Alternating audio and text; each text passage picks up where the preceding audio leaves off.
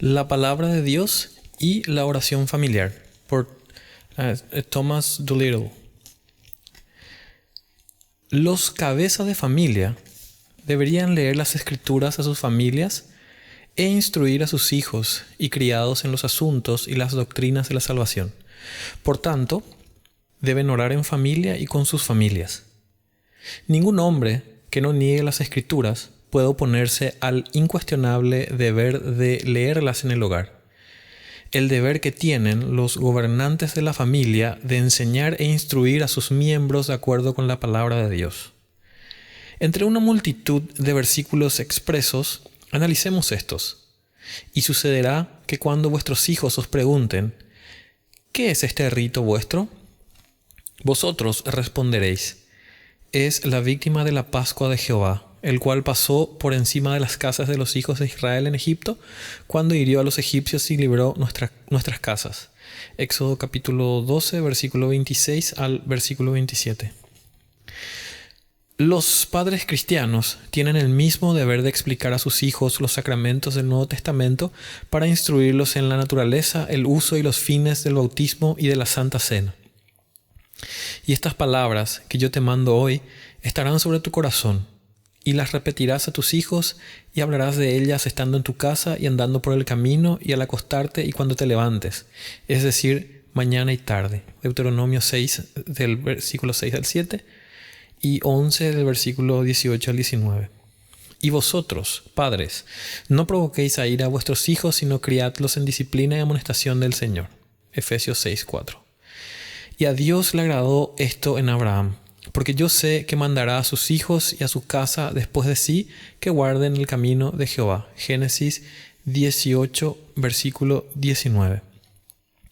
Esto es, pues, innegable si se ha de creer en la palabra que hemos recibido como reglamento y a la que debemos brindar obediencia. Incluso los paganos enseñaban la necesidad de instruir a la juventud a tiempo. La razón de esta consecuencia, desde la lectura familiar hasta las instrucciones de orar en familias, es evidente, ya que necesitamos rogar a Dios para que nos proporcione la iluminación de su Espíritu, que abra los ojos de todos los miembros de la misma y que derrame su bendición sobre todos nuestros esfuerzos, sin la cual no hay salvación. Esto será más patente si consideramos y reunimos los siguientes argumentos. 1. ¿De quién es la palabra que se ha de leer juntos en familia? ¿Acaso no es la palabra de Dios eterno, bendito y glorioso? ¿No requiere esto y hasta exige oración previa en mayor medida que si uno fuera a leer el libro de algún hombre mortal? La palabra de Dios es el medio a través del cual Él habla con nosotros. Por medio de ella nos instruye y nos informa acerca de las preocupaciones más elevadas e importantes de nuestras almas. En ella debemos buscar los remedios para la cura de nuestras enfermedades espirituales. De ella debemos sacar las armas de defensa contra los enemigos espirituales que asaltan nuestras almas para ser dirigidos en las sendas de la vida. ¿Acaso no es necesario orar juntos, pues, para que Dios prepare todos los corazones de la familia para recibir y obedecer lo que se les lea procedente de la mente de Dios? Es tan formal y sensible toda la familia a la gloria, la santidad y la majestad de aquello que Dios les transmite en su palabra, que ya no haya necesidad de orar para que así sea. Y si ven la necesidad, ¿no debería ser lo primero que hagan? Después de leer las Escrituras y de escuchar las amenazas, los mandamientos y las promesas del glorioso Dios, cuando los pecados han quedado al descubierto y también la ira divina contra ellos, cuando se han impuesto los deberes y explicado los preciosos privilegios y las promesas de un Dios fiel, promesas grandes y preciosas para quienes se arrepienten, creen y acuden a Dios con todo su corazón, sin fingimientos, ¿no tienen ustedes la necesidad de caer juntos de rodillas, rogar, llorar e invocar a Dios pidiendo perdón por esos pecados de los que los han convencido esta palabra, de los que son culpables y por los que deben lamentarse delante del Señor? ¿No tienen la necesidad de orar para que cuando se descubra el deber, todos tengan un corazón dispuesto para obedecer y ponerlo en práctica y juntos arrepentirse sin fingimientos y acudir a Dios para que puedan aplicarse esas promesas y ser copartícipes de esos privilegios? Basándonos en todo esto, pues, existe una buena razón para que cuando lean juntos, también oren juntos. 2. Considera los grandes y profundos misterios contenidos en la palabra de Dios que deben leer juntos. Verás que también aparecerá la necesidad de orar juntos. ¿No encierra acaso esa palabra la doctrina concerniente a Dios, la forma en que se le debería conocer, amar, obedecer, adorar y deleitarse uno en Él? En cuanto a Cristo, Dios y hombre, es un misterio sobre el cual se maravillan los ángeles y que ningún hombre puede entender o expresar y que ninguno puede explicar por completo. Con respecto a los oficios de Cristo, la palabra declara que son los de profeta, sacerdote y rey. El ejemplo y la vida de Cristo, sus milagros, las tentaciones que soportó, su sufrimiento, su muerte, sus victorias, su resurrección, ascensión e intercesión y su venida para juzgar se plasman en la palabra divina. ¿No se encuentran en las Escrituras la doctrina de la Trinidad, de la miseria del hombre por el pecado y su remedio en Cristo? Y también el pacto de gracia, las condiciones de éste y los sellos del mismo. Los muchos privilegios preciosos y gloriosos que tenemos por Cristo, la reconciliación con Dios, la justificación, la santificación y la adopción, las diversas gracias por obtener, los deberes que realizar y el estado eterno de los hombres en el cielo o en el infierno. ¿No están estas cosas y otras como ellas en la palabra de Dios que se debe leer a diario en tu hogar? ¿Y sigues sin ver la necesidad de orar antes y después de leer la palabra de Dios? Sopésalo bien y lo comprenderás. 3. Considera cuánto le incumbe a toda la familia saber y entender estas cosas tan necesarias para la salvación. Si las ignoras, están perdidos. Si no conoces a Dios, ¿cómo podrán amarlo?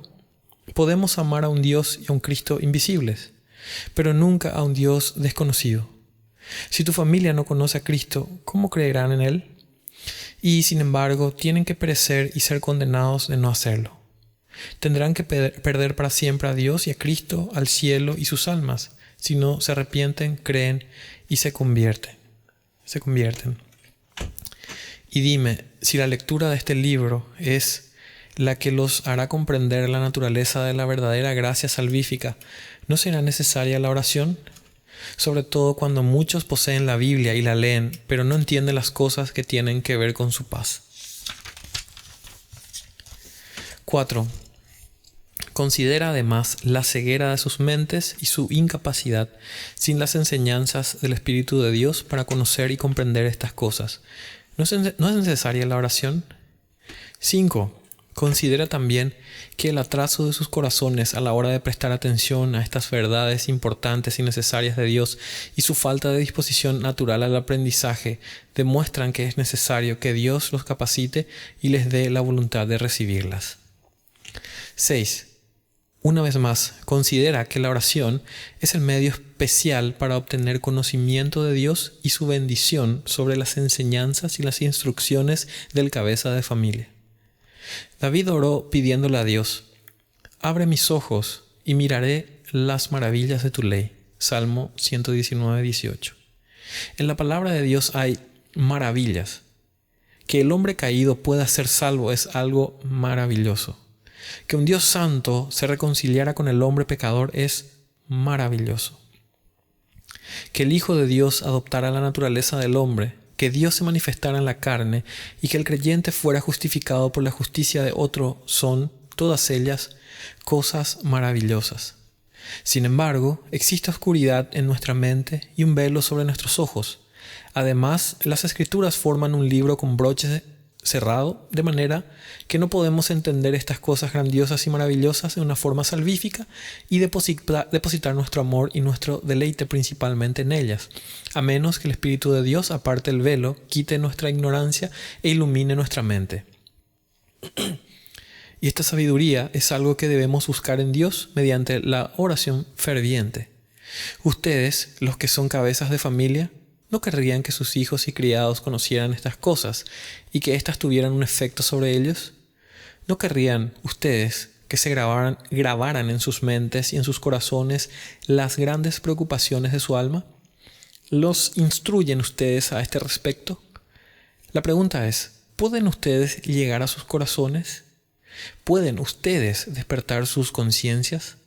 No pueden. Y aún así, ¿no te lleva esto a orar a Dios con ellos para que Él lo lleve a cabo?